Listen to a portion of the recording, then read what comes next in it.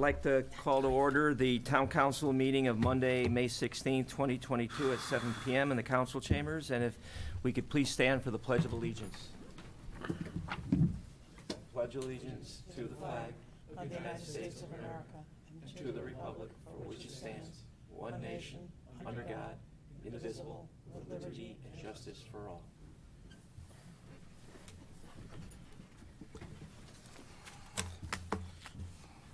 As per usual, we'll entertain public comment now. This is the public comment section of the agenda. I don't believe we have anybody in our queue, and so public comment. Thank you. Henry Vassal with the Education Foundation. I want to thank everyone. Our race was this past Saturday. I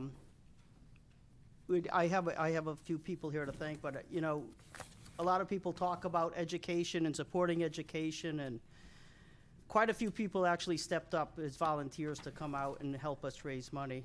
Thanks to the Police Department, Parks and Rec, Board of Education, the Empire Timing Company, who basically does 90% of the event for us. All our volunteers, Mayor Murata came out as always, Councilor Prakash came out, and all our participants. We had around 200 people run the race. Money raised, once again, will be used for scholarships for Rocky Hill students and also for any school needs that, for whatever reason, funding didn't cover because they were unforeseen circumstances throughout the year. So that's that. And I just want to remind everybody the Memorial Day Parade is this May 30th, which is Monday. Step off is 9:30 a.m. at the high school, which is 50 Chapin Avenue, with ceremony at 10:30 a.m. at the Center Green. Great opportunity to honor all those who made the ultimate sacrifice.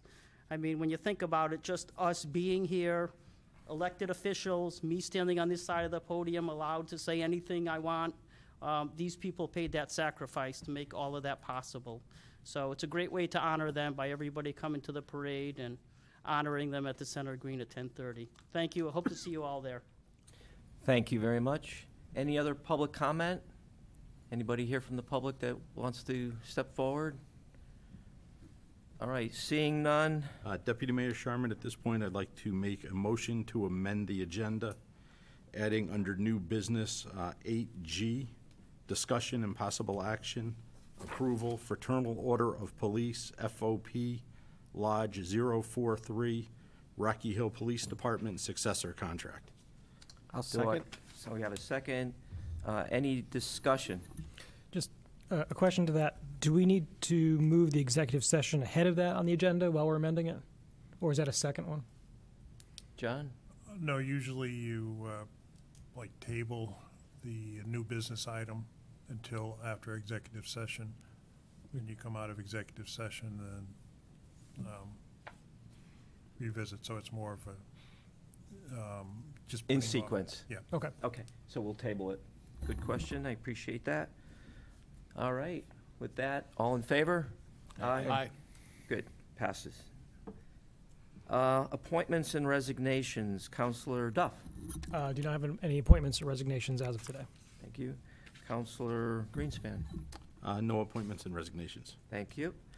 Approval of the minutes for the Town Council Budget Workshop of April 28th, 2022. I'll make a motion to approve the council budget workshop, April 28th, 2022. Second. Second. We have a second. Any discussion? All in favor? Aye. Great, that is approved. And now we're on to subcommittee reports. Finance, No meeting, no report. Government Ops, Government Operations has not met again since our last meeting. We are next scheduled to meet on June 6th. very good. Public Safety did meet earlier this evening as regularly scheduled at 5:30. And in our report, we did hear from the Health District that there's a lot of virus out there, so it is contagious, it's out there. So we went from, with this recent kind of wave, we went from about 3,975 total cases for Rocky Hill, and it jumped up to 4,049 cases total since the pandemic has begun. So it's a good jump. Total number of deaths for Rocky Hill since the total COVID situation has occurred, it stands at 148. And the jump from like 3,975 to 4,049, just to give you some idea of the order of magnitude, happened over this past weekend. So there's a lot of virus out there. Just exercise the precautions that you can. Moving over to fire.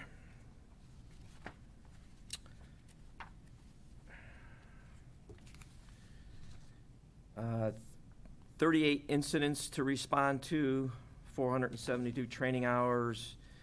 Year-to-date incidences stand at 193, running slightly lower than last year. Firefighter injuries stand at 1. The department total stands at 68 members, 62 are active. In the COVID area, 5 firefighters are offline, and 8 are on a watch list. So fire is doubling down on their COVID protocols, as is all the other departments. The drone program is working real well. We have 1 donated drone that is a training drone, and 1 active drone that surveils a fire or other incident and provides much needed strategic information to the troops on the ground. A lot of training has taken place. They did a read the fire smoke, or read fire smoke training, where they understand what kind of fire they have based on the type of smoke that's coming out. They have a mentor program, an officer training program, a fire licensing program, or a fire science program, excuse me, for the high school. High school seems very interested in that.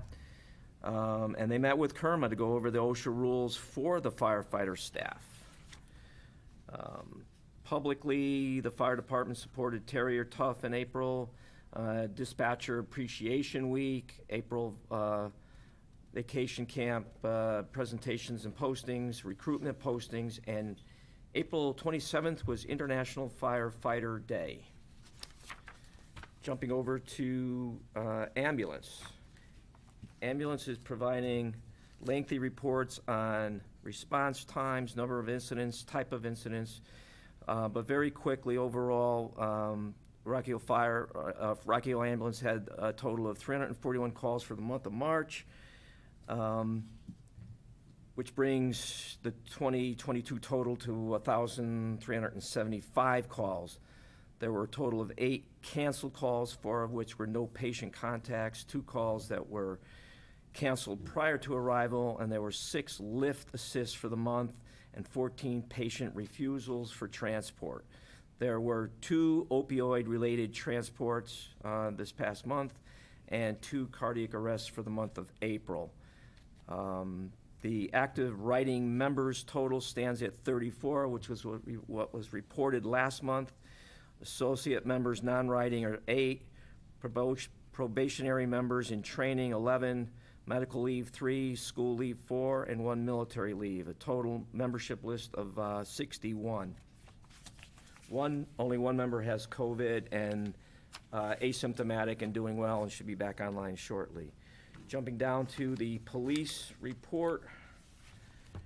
For April, the calls for service are at 4,042 calls for service, running about 500 calls per month, hotter than last year for calls for service on a monthly basis. That being said, they're not all police calls. There's fire mixed in there and other types of dispatch calls, so just make note of that. Criminal arrests, 18, motor vehicle accidents, 29, DUIs, 2, infractions issued, 82, warnings issued, 376, town tickets issued, 2, training hours, 265.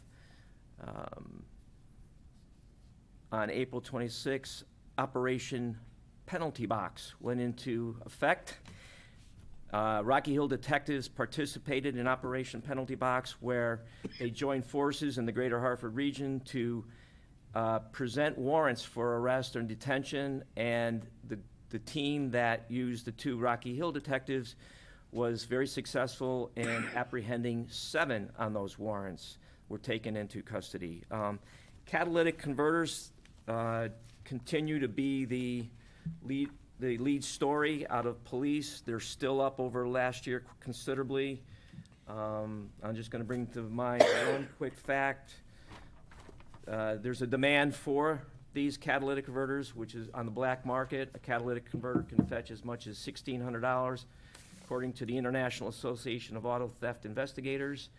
And just nationally, the theft of catalytic converters is up fourfold, a quadruple number, from like 14,443 to, 65, over 65,000. So that's not going away anytime soon, although Councilor Sullivan and I were able to note that there's legislation in Connecticut regarding trying to stop the demand for these catalytic converters. And I guess maybe more to follow up on that at later meetings, subsequent meetings. But the state legislature did fashion a bill that our police department is pleased with to help curb the theft of catalytic converters. So we're on that. Emergency management did give a report, and they are producing a community emergency response team brochure. This is a draft, and otherwise, they responded on the COVID numbers, so I won't go into that. But they're doing all the things that emergency management team is supposed to do in organizing departments and taking some of the pressure off of our police chiefs and our ambulance chief to organize trainings, active shooter training, ALICE training. All of those are in the works for this summer. And our next meeting is June 20th at 5:30. Senior liaison. Also, no meeting, no report. Land acquisition and farmland preservation did not meet. The next meeting is June 28th at 6 o'clock. Although in this slot, I will mention that further in the agenda is, under new business, is some information about the success of the bidding process. Ray, do you want to say anything at this juncture? Ray Carpenter, no? Ed, before you get going, when's the next land acquisition meeting? Is you it- gonna have one in May? May 24th. May 24th. I jumped all the way to June You know, we're up to 28th. June, and Don was gonna book a trip. Thank you for that correction. Okay. All right. So we're moving on the bids for the demolition of the Streska Farm, and more to follow in the agenda. We'll get to that part later in new business. Moving on to liaison to the state rep and the state senator. There's no report. School liaison. No report. Capital Improvements Committee. No report. Economic Development Committee. No report. Town Manager's Search Committee. Very briefly, we now have 3 applicants, or 3 applications submitted. Those 3 applications go to our executive search firm, which was identified and approved by this council last council meeting. And our subcommittee has not met since the last council meeting, so we have no meeting there to go over.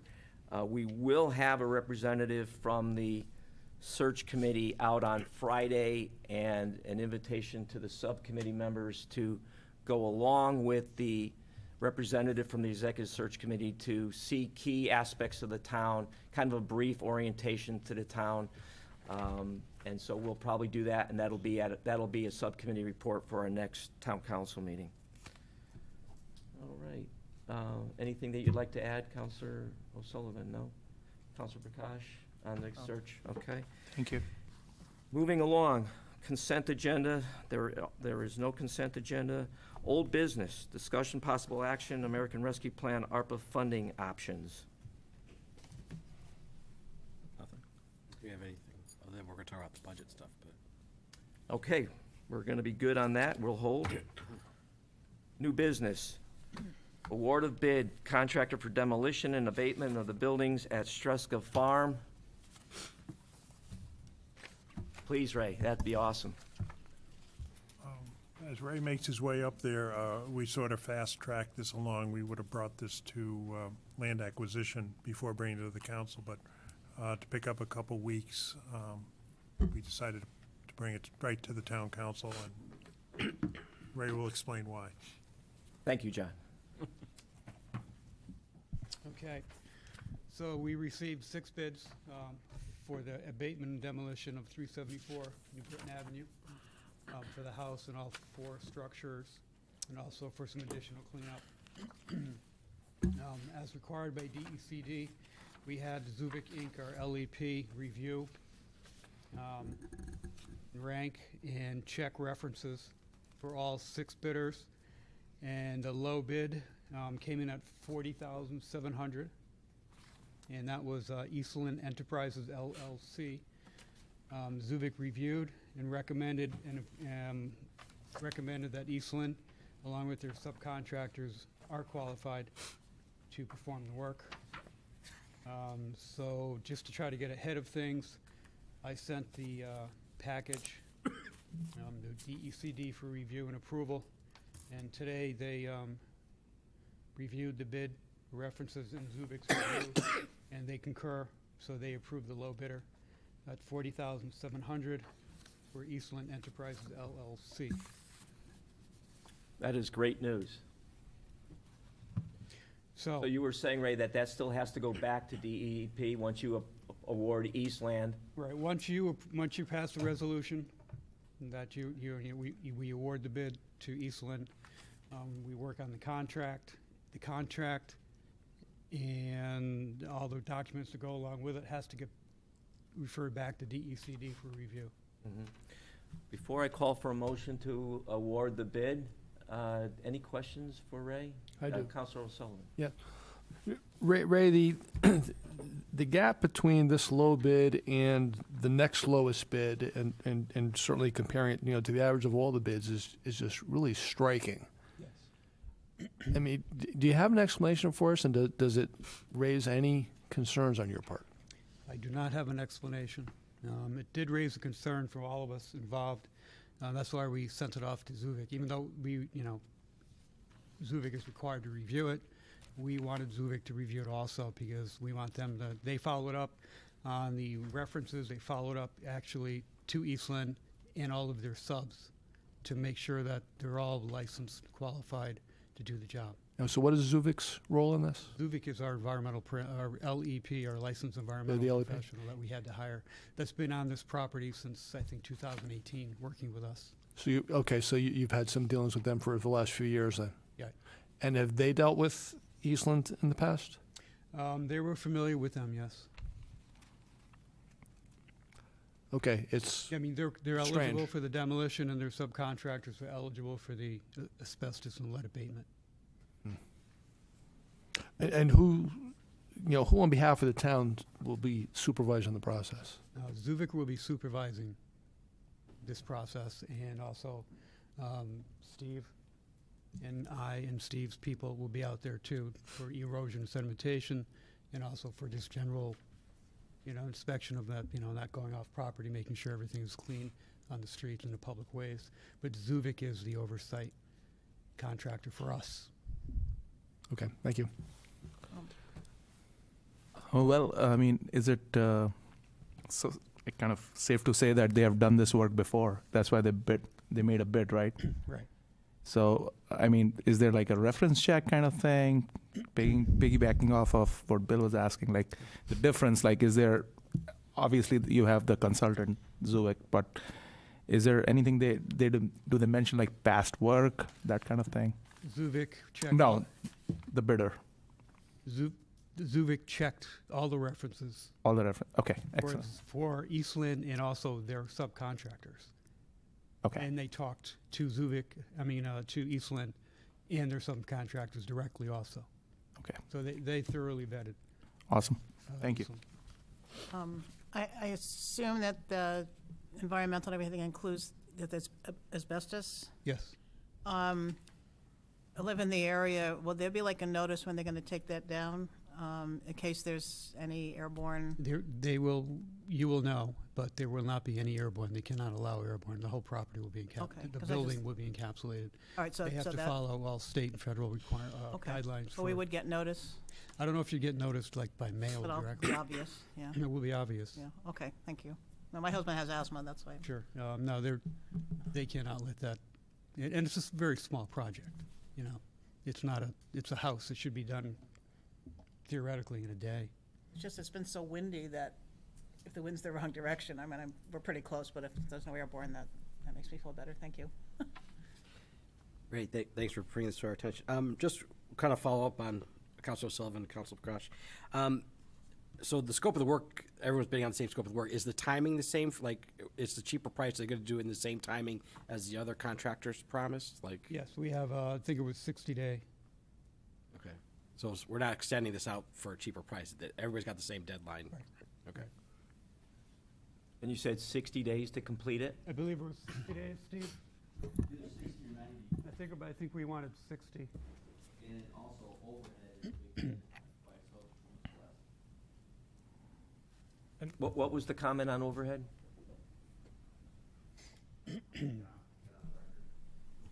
Yeah, everybody had the same time requirement. It was in the bid. 60 days. So this was a specification written in conjunction with Zuvich. The town did basically our boilerplate and set the timing and all that. Zuvich did all the technical information. So everybody bid on the same thing. And this contractor, yes, it did raise a flag when they came in, 20,000 less. But when you look, he's like a very small, like, two-man operation, where the others are major. Some of them are, hundreds of people. So the overhead is part of the reason why it's so much different. I couldn't say that's the whole thing, but as you said, you're like, wow. And then on the timing, I think is 60 days. And then on the asbestos, it's actually in the shed roof that's been exposed for all these years. It's not in the house.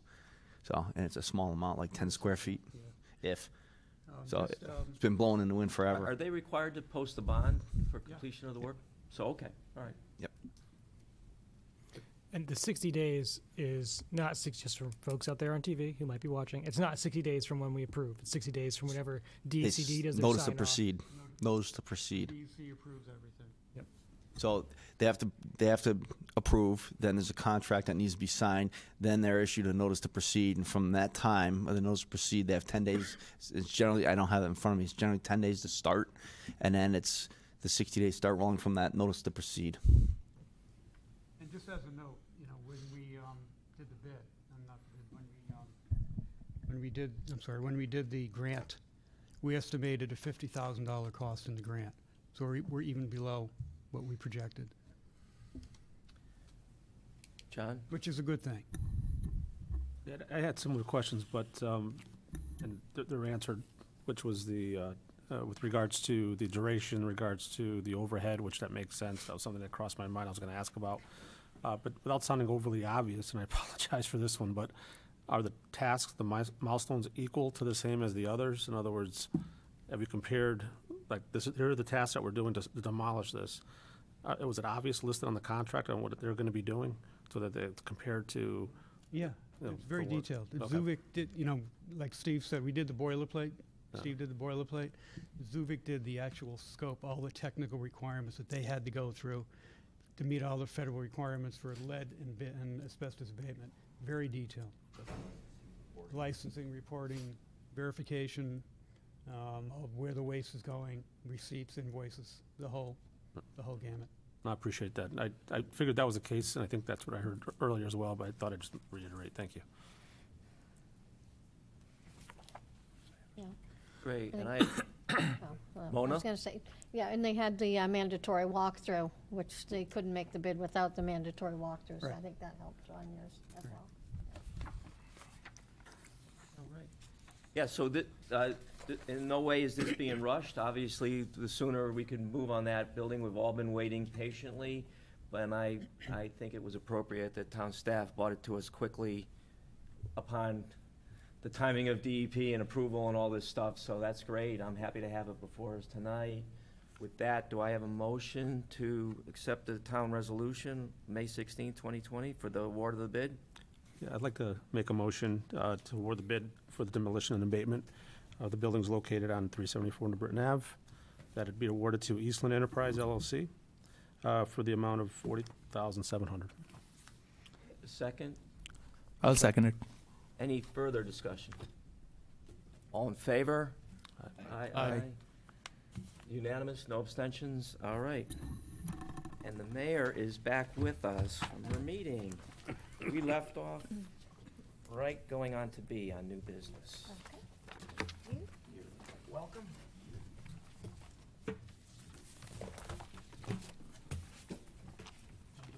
Get the gavel back?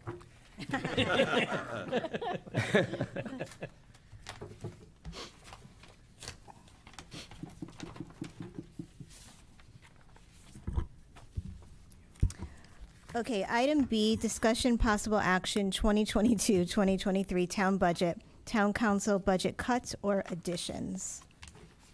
Madam Mayor, I'd like to make the following motion to make the following budget cuts or additions for the 2022-2023 fiscal year. And I'll go down the list. Code 011-00100, account 5818, town council dues and subscriptions, in addition of $5,000. Code 011-00200, account number 5111, town manager, full-time salaries, a cut of $23,000. Code 011-00400, account number 5343, finance and accounting technology software, a cut of $7,749. Code 011-01000, account 5326, registrars of voters, election workers, in addition of $14,500. Under the same code, account number 5627, an increase in technical supplies of $4,050.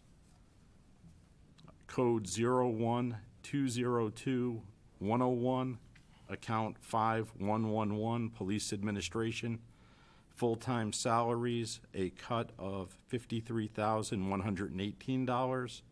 And in the same code, account 5120, police administration, part-time salaries, in addition of $20,000. Code 01202-102, account number 5531, police records communications radio service, a cut of $20,000. Code 012022206, account number 5111, fire department apparatus full-time salaries, a reduction of $10,000. Code 012022201, account 5327, fire department administration support services, a cut of $22,665. Code 01300-102, account 5743, highway garage maintenance equipment, a reduction of $8,000. Code 01300-103, account number 5444, highway department maintenance equipment rental, a cut of $10,000. Same code, account number 5531, radio service, reduction $3,000. Account 5625, salt and pretreatment, a cut of $45,000. Code number 01300-401, account 5326, engineering, fees and markings, a cut of $38,000. Code 01400-100, account 5327, health district, an addition of $4,300.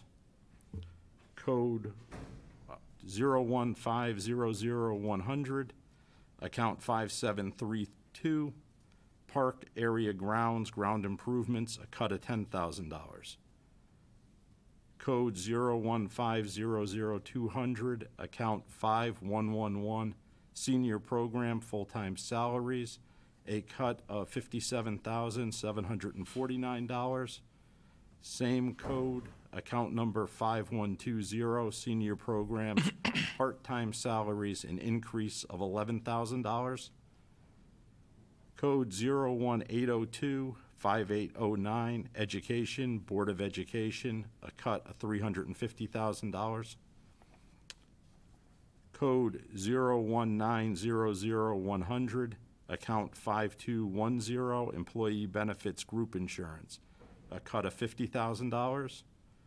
Continuing with the same code, account 5230, employee benefits, employee pension, a cut of $50,000.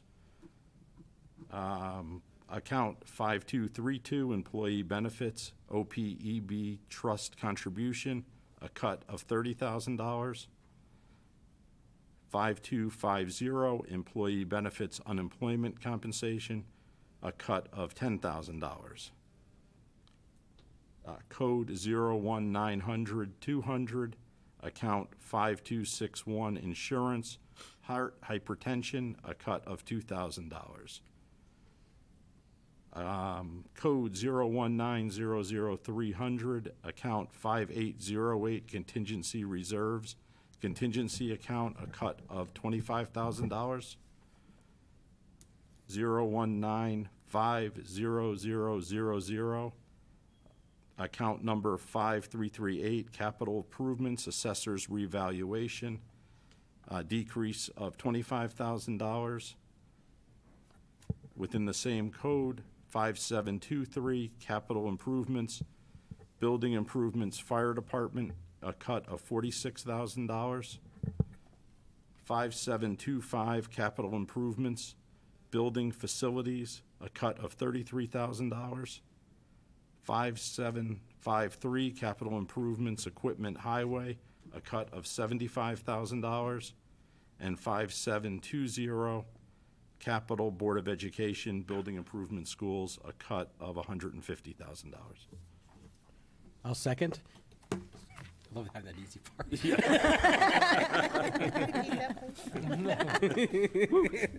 What he All said. right, any discussion? Madam Mayor, I'd like to start the discussion on this, explain some of the cuts within the budget. Okay, thank you.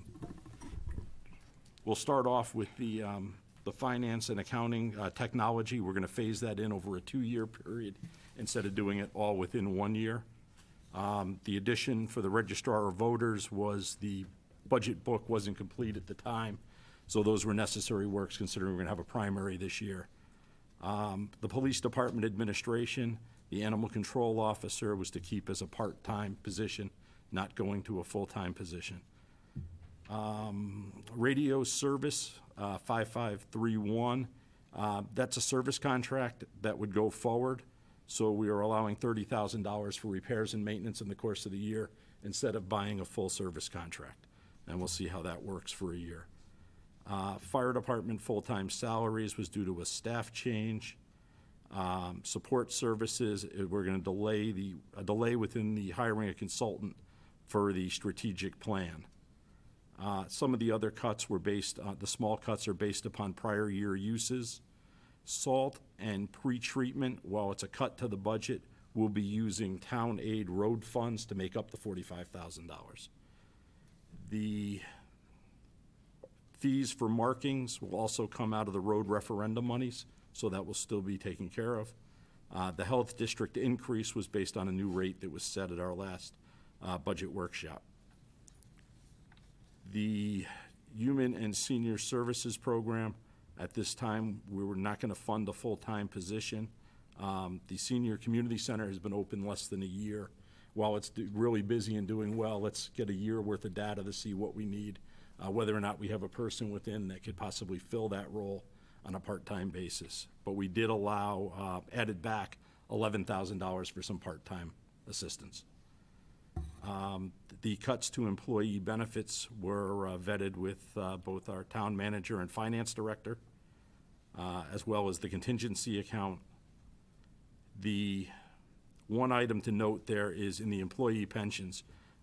As we discussed at our last budget workshop, we do have a significant spike this year, but last year we also cut $500,000 from the budget.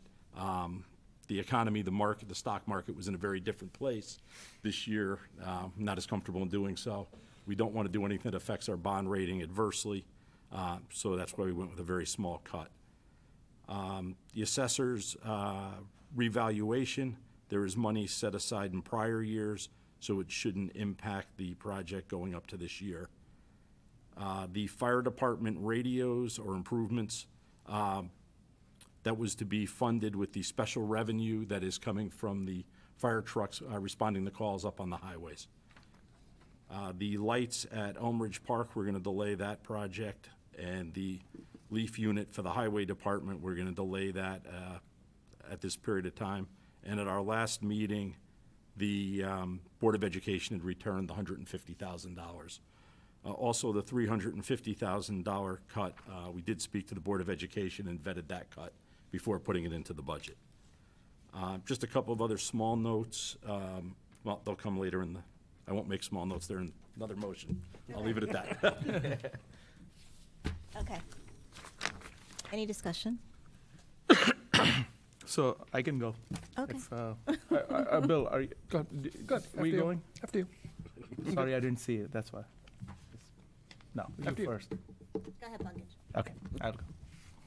All right, so over the course of the past several months, individuals, families, and business owners in Rocky Hill have experienced tremendous uncertainty, economic uncertainty, inflation, rising cost of living, and on top of that, what now seems to be perpetual spikes in COVID-19. So Rocky Hill, like most towns, primarily relies on property taxes, as you all know, to pay its bills.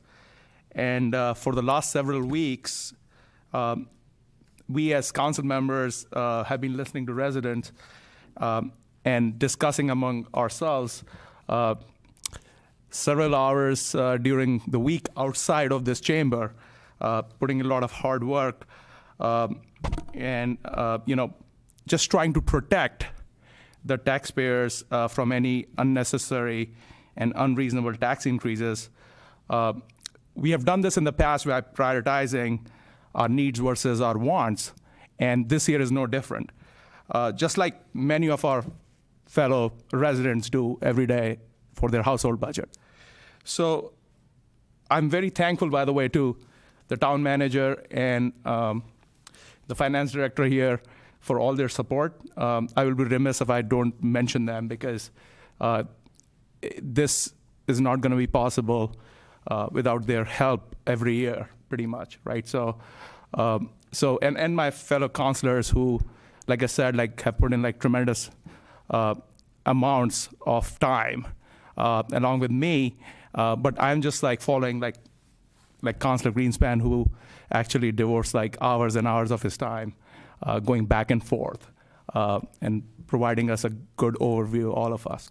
So thank you to all of you for doing that. Folks, this is not a bumper sticker budget, right? It doesn't fit on a bumper sticker.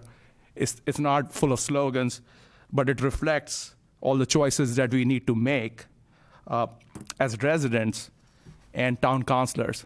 And a lot of these choices are hard choices. And we fret about every single dollar. You wouldn't believe how much we fret over that, about the $2,000 here and $3,000 there. Believe me, I would have cut more paper budget if it was up to me. But I was told it's not going to make any difference on a $98 million budget, $100 million budget. So I'm I don't want to make anybody even more unhappier than they already are. So I stayed away from there. But like I said, it's not a bumper sticker budget, but what it is it's a commitment to long-term planning and fiscally responsible budgeting. Again, both of those things which we have been doing for the last several years. We have been here. So if you think about in context of what Rocky Hill provides. This budget provides high-quality town services that we have all become used to and have come to expect to a certain extent. It protects things like, quality parks and rec programming and bulky waste pickup, the transfer station, right? So all these things takes a lot of hard work to balance out on the other side of the ledger as we work on these things. Again, this is not a bumper sticker budget. It does not fit on a bumper sticker, but it ensures long-term fiscal stability of our town by funding our current debt and long-term pension obligations, while planning for multi-year predictable expenses and probable risks, which are out there in the market. So in essence, I will wrap up with this. Madam Mayor, this is a budget I can vote for, and I'll be voting for it. Thank you. Thank you. Now my turn. Thank you. Now it's your turn. So this is my fifth time through this process. There was a 2-year gap in the middle there, but this is my fifth. And I've always been struck by the sense that in this town hall and on the Board of Education side, I think there's a very strong culture of don't ask for it until you really need it, and that's a tone that's set at the top, and I think the word has really filtered through department by department. And so we're fortunate at the council level that a lot of the hard work has already been done before the first draft is even presented to us.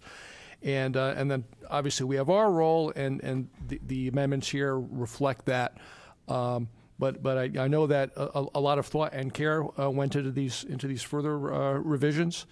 And so between again the good work done on the staff side and the great care that has gone into this amendment, I think we've arrived at a product that we should all get behind. I commend everyone involved in this rather thankless task, and but necessary. I think this is worthy of support, and I hope that's the consensus of our group. Thank you. Councilor Thoreau? Obviously, this is not a perfect budget. And I'm sure there's things in here, obviously, from Councilor Prakash. There are things that some of us would rather see added in or deducted.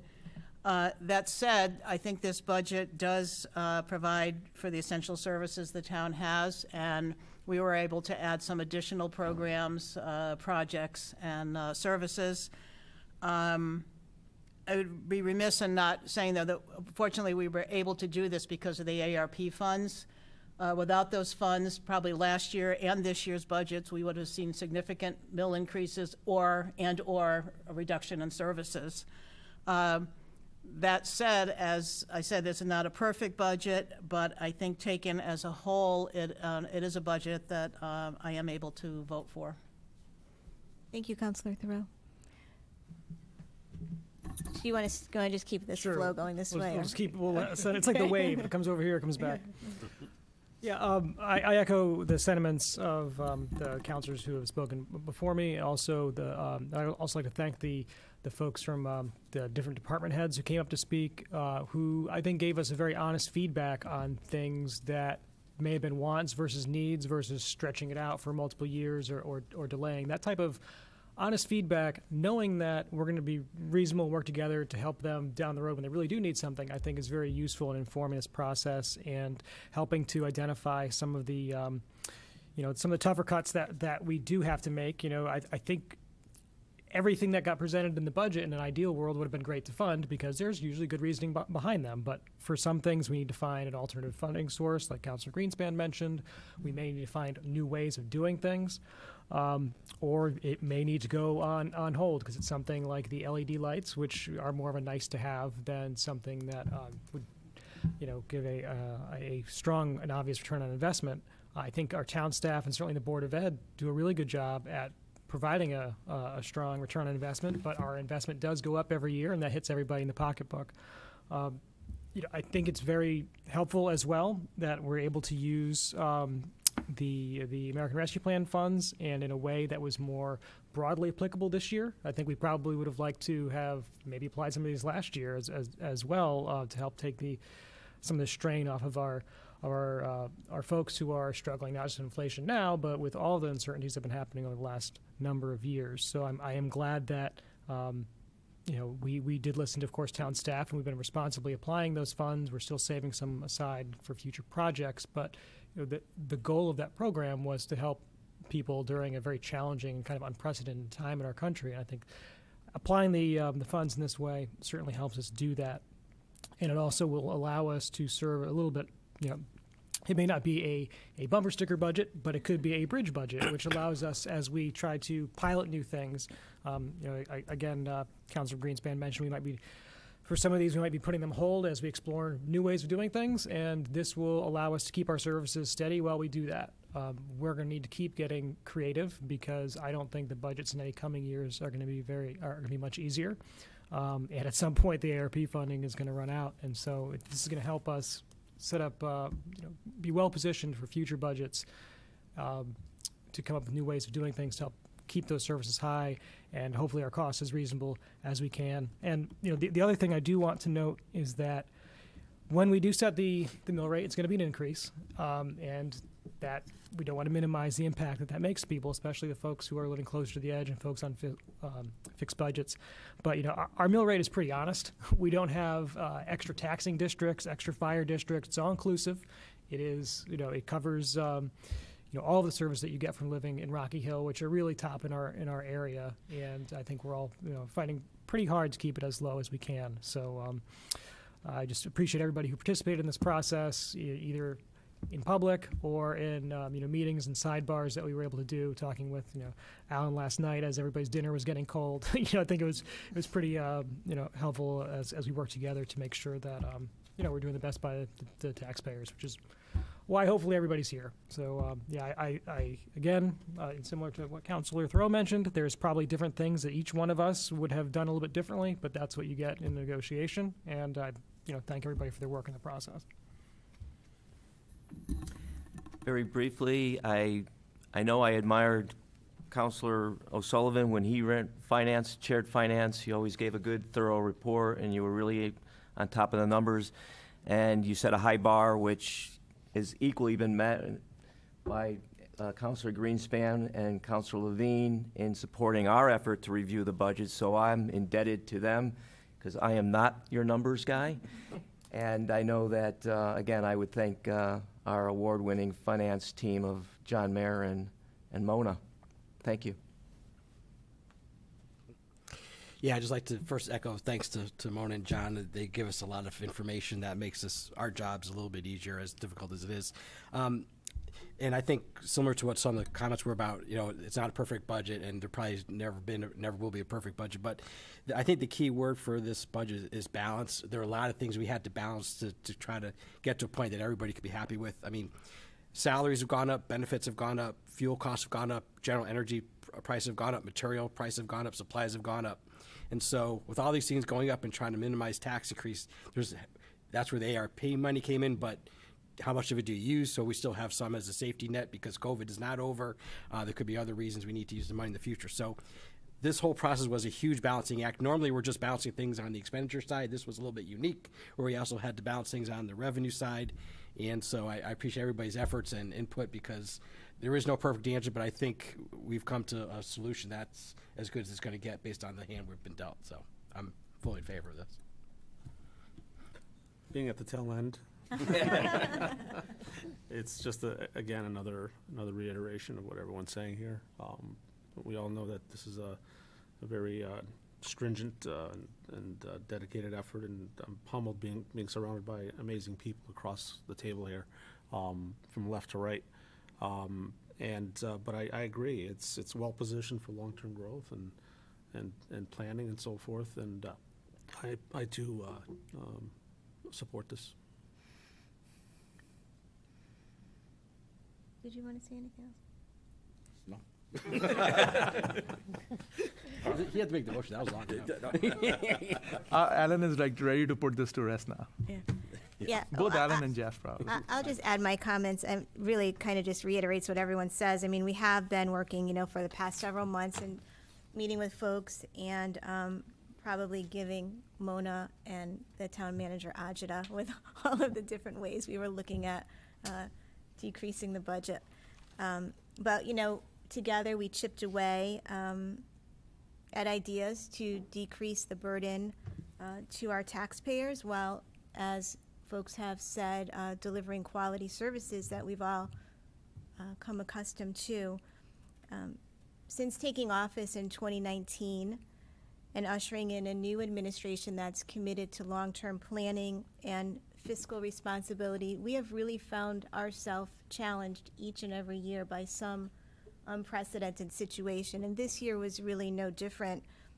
This budget cycle was difficult, and families are facing new unprecedented challenges today, from a sluggish economy to rising inflation, unsustainable gas and food prices, lingering spikes in COVID-19 variants, and on top of this, the value of used cars continues to go up. So all of that is really tugging on taxpayer wallets, and we are very cognizant of that. We did receive $2.9 million in federal COVID stimulus funding last year, and we did receive another $2.9 million this year, but the big difference in this year is that we were allowed to apply it to the budget, and that really helped us tremendously to get where we are today. Because previously we were prohibited from putting that ARPA funding directly into the budget, which helps us have that direct and immediate impact on taxpayer wallets. But frankly, the ARPA money has also been a cause of concern for us, because we really didn't know how much is the right amount to support families, support people just getting started, to support folks on a fixed income, to support, kids just getting out of college, or single moms, and how much is too much of the ARPA money to use, because we know that this is a single one-time thing. It's not going to be there. It's going to dry up quickly, and if we use too much, we're going to create a bubble in the future for taxpayers, and we'll jack up the mill rate 2-3 years from now, and that's not fair. So it is after many, many weeks of discussions that we arrived at the numbers that are being presented tonight. It was through careful and cautious analysis. We whittled down the proposed 1.5 mill rate increase to a 0.42 mill increase, which is less than half a mill, and with an eye towards long-term planning and our future economic growth, we've actually been able to put aside about $1 million of the ARPA money that we will now use in the future for new projects that will help grow our economy and to keep our community sustainable while minimizing future tax increases. So we believe that this is a prudent balance of spending reductions as well as the use of the federal funds, again, that has the most immediate and direct impact on wallets. So in conclusion, I am very thankful to our town manager and to our finance director for all of the time that you have spent on this budget, entertaining questions and concerns. I'm equally thankful for all of the departments for reining in spending and understanding the difficulty that our taxpayers may be having this year. I'm also tremendously thankful to our Board of Education for its fiscally conservative budgeting practices. They are always able to deliver outstanding services and maintain excellent schools in our district. And I guess finally, I want to thank the counselors for working together, sharing ideas to get to this point where we came to tonight. And a particular thank you to Counselor Greenspan, who is the Chair of Finance, who really sort of serves as a liaison between town staff and all of the town council members. So thank you. So with that, I suppose we will vote. All in favor? Aye. Thank you. Moving on to C, discussion possible action 2022-2023 town budget use of American Rescue Plan proceeds. I'll make a much shorter resolution this time. Be it resolved that the Rocky Hill Town Council authorizes the town manager to use $2,640,000 of proceeds from the American Rescue Plan Act of 2021 and the Town of Rocky Hill 2022-2023 annual budget. I'll second that. Any discussion? All in favor? Aye. Thank you. Item D, discussion possible action, transfer of conveyance tax for 490 Brook Street sale. I'll make another motion. The Town of Rocky Hill on May 4th, 2022, received approximately $179,000 in conveyance tax revenue in the general fund as a result of the sale of property, of a property transaction located at 490 Brook Street. Therefore, be it resolved that the conveyance tax amount of $179,000 be recorded as revenue in the general fund for the budget year ending June 30th, 2022. The Rocky Hill Town Council authorizes the finance director to transfer $179,000 from the general fund to the Reserve for Capital and Non-Recurring Expenditure Fund to a designated project line called Repairs for Roads, reserve in the amount of $100,000, and to a designated project line called unassigned in the amount of $79,000. This transfer would be effective prior to June 30th, 2022. I'll second that. Any discussion? All in favor? Aye. Item E, discussion possible action, adoption of 2022-2023 town budget and to set the mill rate. I'll make a motion, be it resolved that for the fiscal year 2022-2023 general fund budget dated May 16th, 2022, as itemized by department, board, committee, commission, or other purposes, and providing for total expenditures in the amount of $92,250,398, with $49,775,897 for the Board of Education, $8,202,185 for debt retirement, and $34,272,316 for other departments, boards, committees, commissions, and other purposes of the Town of Rocky Hill, being hereby is adapted pursuant to Section 806 of the Town Charter. Be it further resolved that the fiscal year 2022-2023 tax levy of the Town of Rocky Hill shall be established in the amount of $77,715,432, and at the rate upon the grand list of October 1, 2021, shall be $34.52 per $1,000 of taxable property, of taxable value for real property and for personal property. And with the rate upon the grand list of October 1, 2021, shall be $32.46 per $1,000 of taxable value of motor vehicles. Be it further resolved that tax bills in the following amount shall be due in one installment on July 1, 2022. Real estate tax bills of $300 or less, all motor vehicle tax bills, personal property bills of $500 or less. Be it further resolved that all tax bills shall be due in 2 equal installments payable without interest and/or penalty on July 1, 2022 and January 1, 2023. Be it further resolved that all motor vehicle and personal property tax bills in the amount of $2 and under are hereby waived. Be it further resolved that the town manager is hereby authorized to secure bids for items approved in the budget, subject to provisions of the charter. Be it further resolved that the capital improvement program 2022-2023 through 2025 and 2026 be and hereby is adopted pursuant to Section 802 and 806 of the town charter. Be it further resolved that the capital improvement program 2022-2023 2023 through 2025, 2026 is a forecast of capital expenditures and may be modified to meet changes in priorities that occur within the community over time. And I'll second that. Any discussion? The only question I had was the motor vehicle rate of the 32.46. Was that what the final cap wound up being? From the state, yes, Okay, and it was in the state budget. thanks. All in favor? Aye. Okay, subsection F, discussion possible action, North Road Properties Mutual Aid with Cromwell.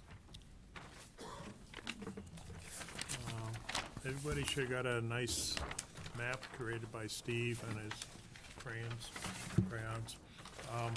Relating to Rocky Hill property that's located on North Road on the Cromwell-Rocky Hill line. You can see it's highlighted sort of in the middle of the map.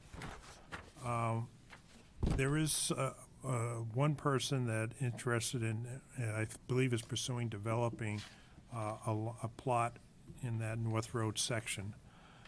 As you can see, for Rocky Hill, public safety, all the way down to school buses, to trash and so on, it's quite a detour or quite a trip to get there from here. I did reach out to the Cromwell town manager to see if they wanted to do some sort of mutual aid, I think it's the right term, where Cromwell would be providing a lot of these services on behalf of the town of Rocky Hill, including providing schooling, police, fire, ambulance, and so on.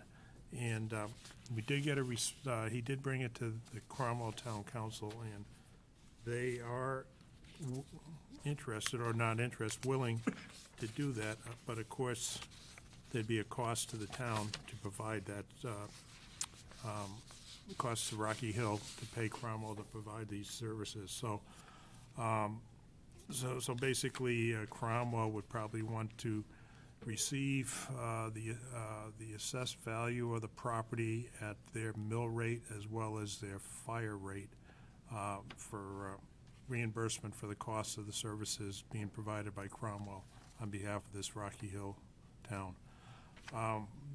The developer, the owner, would have to put in a septic as well as a well because the Associated Water Service Company and Cromwell would not be providing it. The only issue would be that somewhat unresolved is trash, where Cromwell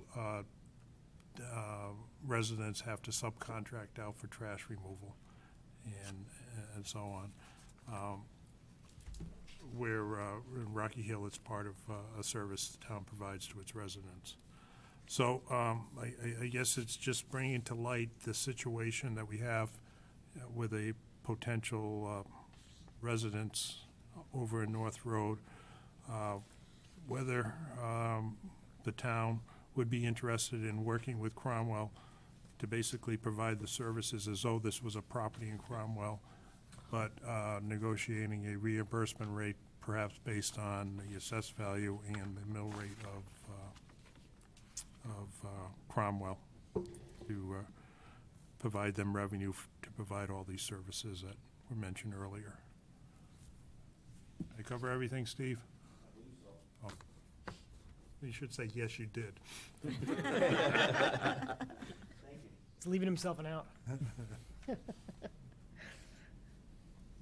So no action has to be given now, but just bringing up the situation could occur where if you look at it, it basically should be a piece of property located in Cromwell, but because there's a nice development right down there in the Cromwell area. You don't need a motion to table it.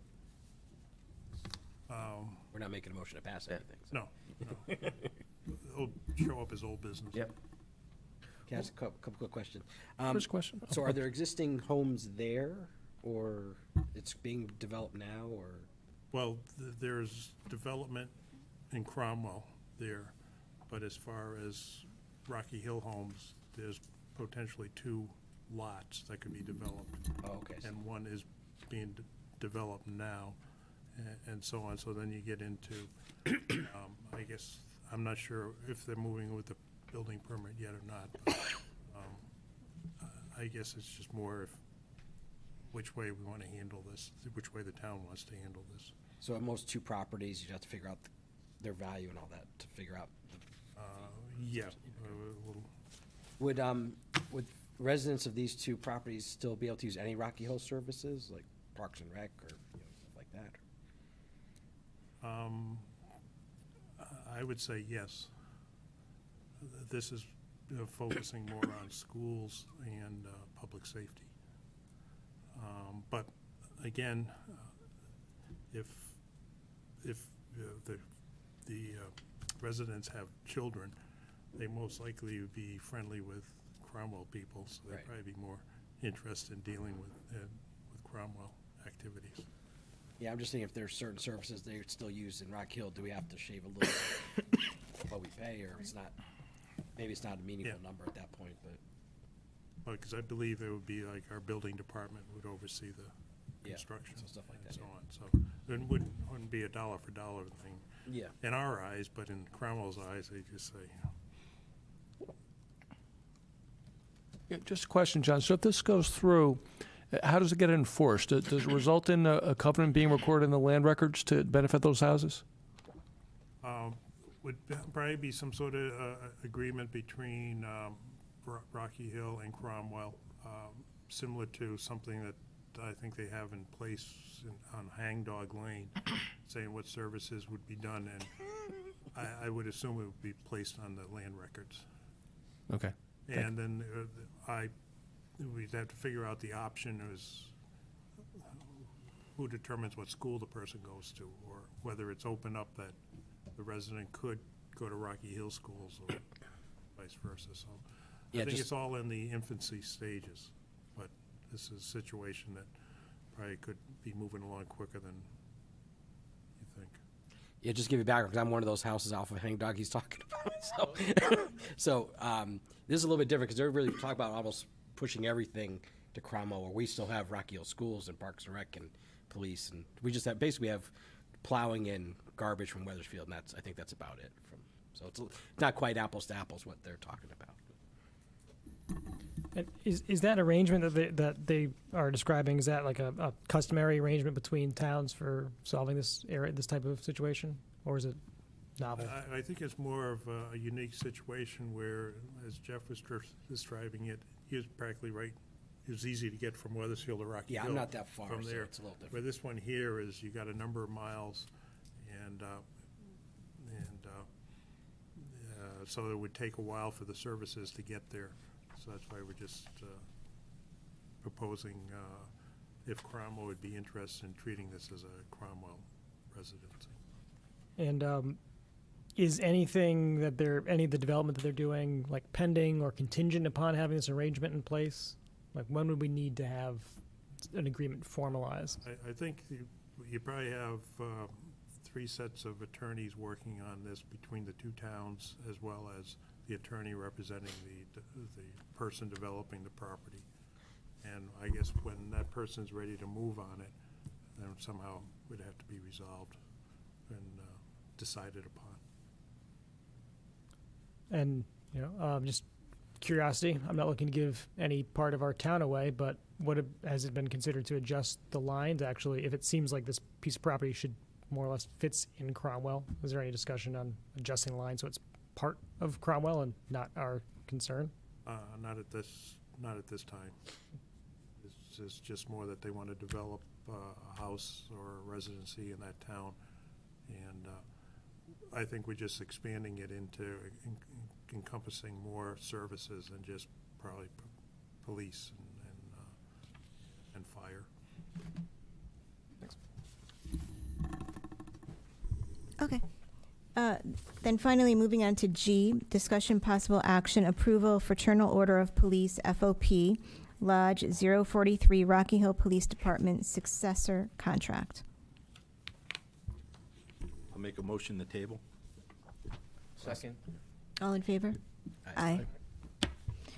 Okay, moving on to the mayor's report. I would just like to report that we passed our budget. Thank you. And moving on to the town manager's report. Oh, okay, thank you. Weren't ready Thought for I was that. joking. I thought you might have like an Allen type of resolution. Give me about That was the warm-up. 10, 15 minutes. Last week, town staff did meet with the developers of the Ames Park property, particularly the contractors that they're being using to abate and demolish the property. They're looking at perhaps doing the abatement first, and they think that will take about 5 months, as well as then following up with the demolition, another 5 months. So hopefully that whole property would get cleaned up within 10 months. They're looking for a start date around sometime in July, so with initially being the abatement phase. So hopefully you'll start seeing a fence going up around the perimeter of the property and so on. They're saying there's a lot of material in there for them to abate, especially the mask in the floor tile, the roof, and the sheet rock, and there's PCBs in there as well. They'll be monitoring the PCB dust and so on going forward. The main construction entrance is going to be from the Silas Steen, and the Pratt Street entrance will be primarily used for emergency purposes.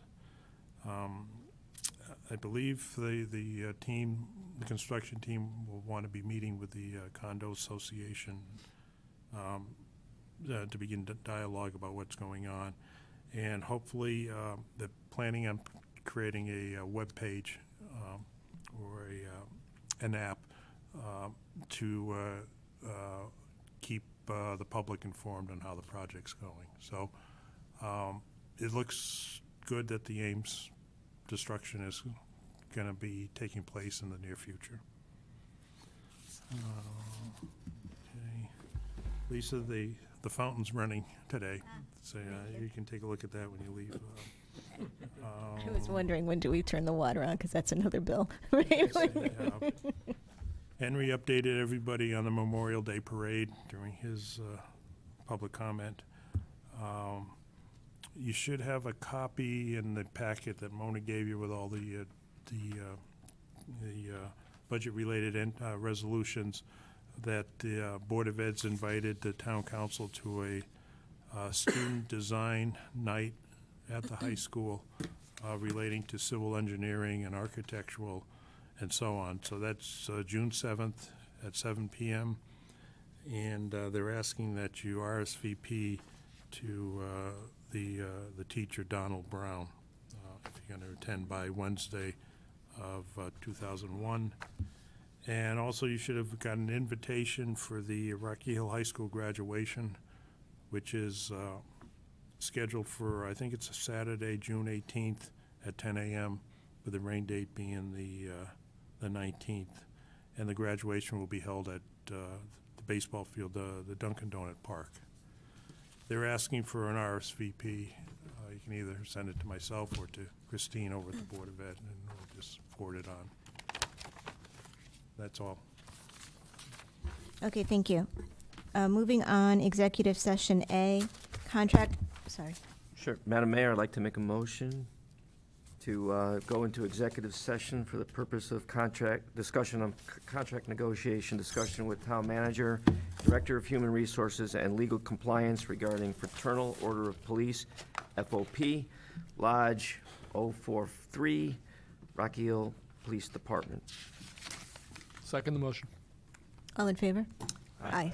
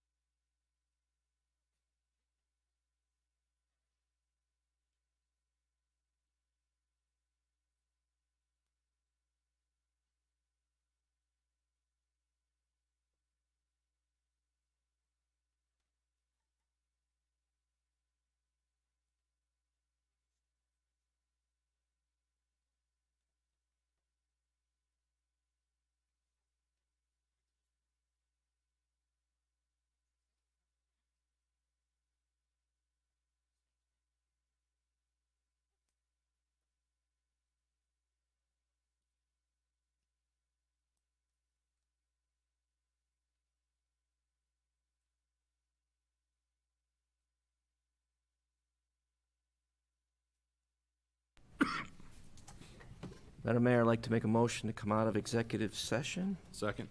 All in favor? Aye. And in addition to that, Madam Mayor, I'd like to make a motion to take off, to untable item G, discussion possible action, approval, Fraternal Order of Police, FOP Lodge 043, Rocky Hill Police Department, successor contract. In doing so, I'd like to make a motion to approve the Fraternal Order of Police, FOP Lodge 043, Rocky Hill Police, successor contract. Second. Any discussion? All in favor? Aye. That brings us to adjournment. Motion to adjourn? Second. All in favor? Aye. Thank you, everyone.